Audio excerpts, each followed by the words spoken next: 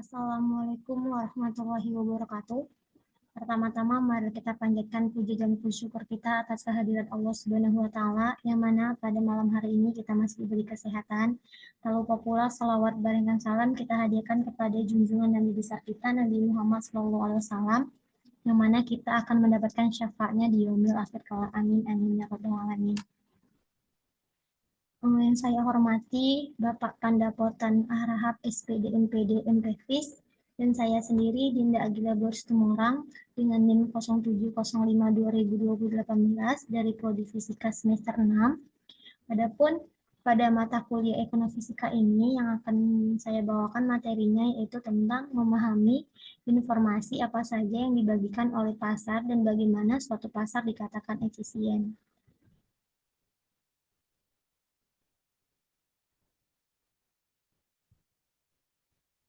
Nah, jadi di sini definisi dari efisiensi pasar itu adalah menurut konsep pasar efisien, pasar dikatakan efisien bila mana harga-harga yang terbentuk dari pasar merupakan cerminan dari informasi yang ada. Jadi menurut Fama 1970 ada 3 bentuk tingkat efisiensi pasar berdasarkan pada tingkat penyerapan informasinya, yaitu pasar efisiensi bentuk lemah, pasar efisien bentuk semi kuat, dan pasar efisien bentuk kuat. Jadi teori efisien pasar ini telah menjadi acuan kajian yang mendapat perhatian luas selama 3 dasawarsa, menjadi topik paling menarik dalam perkembangan teori keuangan perusahaan.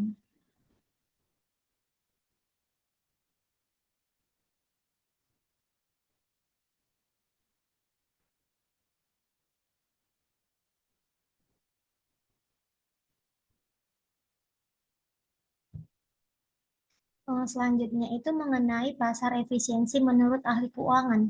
Jadi di sini ada Miller 1999 dan beberapa ahli keuangan perusahaan dengan tegas mengatakan bahwa salah satu temuan penting dalam sejarah perkembangan teori keuangan adalah teori pasar efisien. Jadi dari sekian banyak teori keuangan, teori pasar efisien adalah yang paling banyak mendapat perhatian dan diuji secara empiris di hampir semua pasar modal di dunia. Dalam suatu artikelnya yang berjudul The Theory of Corporate Finance, A Historical Overview, Smith 1990 menyatakan bahwa teori pasar efisien merupakan tonggak penting dalam perkembangan teori keuangan dan menyebutnya sebagai salah satu kerangka bangun dasar atau fundamental building block keuangan.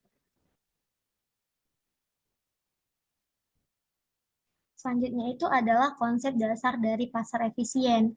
Jadi di sini konsep pasar efisien pertama kali dikemukakan oleh dan dipopulerkan oleh Fama 1970. Dalam konteks ini yang dimaksud dengan pasar adalah pasar modal atau capital market dan pasar uang. Jadi suatu pasar dikatakan efisien apabila tidak seorang pun bagi investor individu maupun investor institusi akan mampu memperoleh return tidak normal atau abnormal return.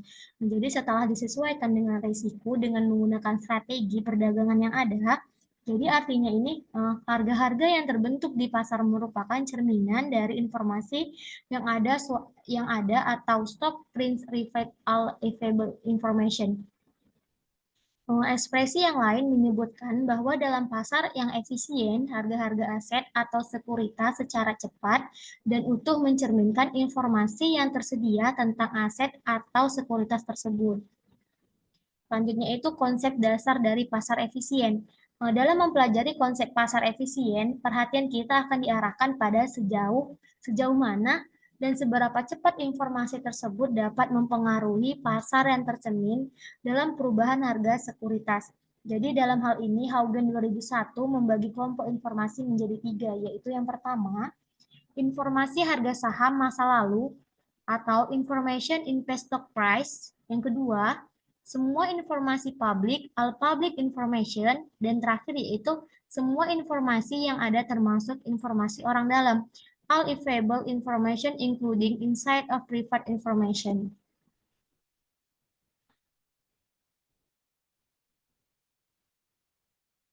Selanjutnya yaitu tentang mengapa pasar dapat diharapkan efisien. Jadi di sini membahas pasar efisien pasti menimbulkan pertanyaan, mengapa harus ada konsep pasar efisien dan mungkinkah pasar efisien ada dalam kehidupan nyata? Jadi di sini ada jadi untuk menjawab pertanyaan-pertanyaan tersebut, kondisi-kondisi berikut idealnya harus terpenuhi. Jadi yang pertama itu adalah banyak terdapat investor rasional dan berorientasi pada maksimasi keuntungan yang secara aktif berpartisipasi di pasar dengan menganalisis, menilai, dan berdagang saham. Jadi di sini investor-investor ini adalah price taker, artinya pelaku itu sendiri tidak akan mempengaruhi harga suatu sekuritas. Yang kedua, tidak diperlukan biaya untuk mendapatkan informasi dan informasi tersedia bebas bagi pelaku pasar pada waktu yang hampir sama atau tidak jauh berbeda. Yang ketiga, informasi diperoleh dalam bentuk acak dalam arti setiap pengumuman yang ada di pasar adalah bebas atau tidak terpengaruh dari pengumuman yang lain. Yang keempat, investor beraksi dengan cepat dan sepenuhnya terhadap informasi baru yang masuk di pasar, yang menyebabkan harga saham segera melakukan penyesuaian.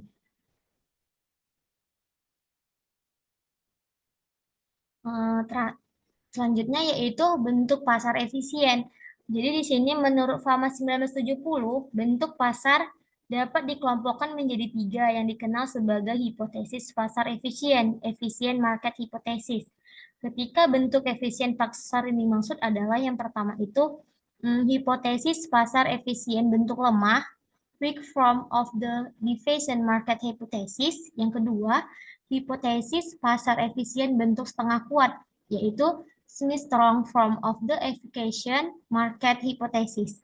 Dan terakhir yaitu hipotesis pasar efisien bentuk kuat, strong form of the efficient market hypothesis. Artinya di sini masing-masing bentuk pasar efisien tersebut terkait erat dengan sejauh mana penyerapan informasi terjadi di pasar.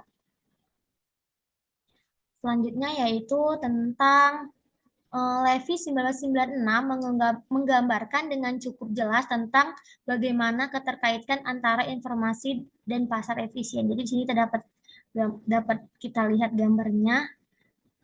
Selanjutnya yaitu akan saya jelaskan dari maksud dari gambar tersebut. Yang artinya yaitu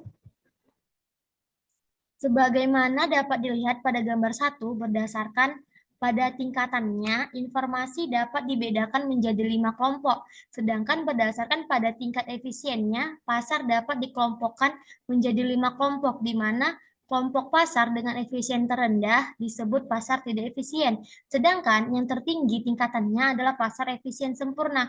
Bila dikaitkan hubungan antara tingkat informasi dan tingkat efisien pasar, jadi nampak jelas bahwa kelima kelompok pada masing-masing bagian saling berkorespondensi. Misalnya, pasar dikatakan tidak efisien bila mana semua informasi yang ada dan tersedia dapat dimanfaatkan untuk memperoleh abnormal return di pasar.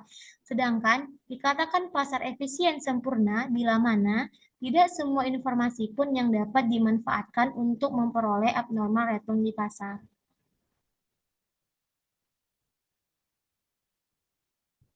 Sekianlah presentasi saya pada malam hari ini. Lebih dan kurang saya mohon maaf. Saya akhiri. Wabillahi taufik wal hidayah. Wassalamualaikum warahmatullahi wabarakatuh. Terima kasih.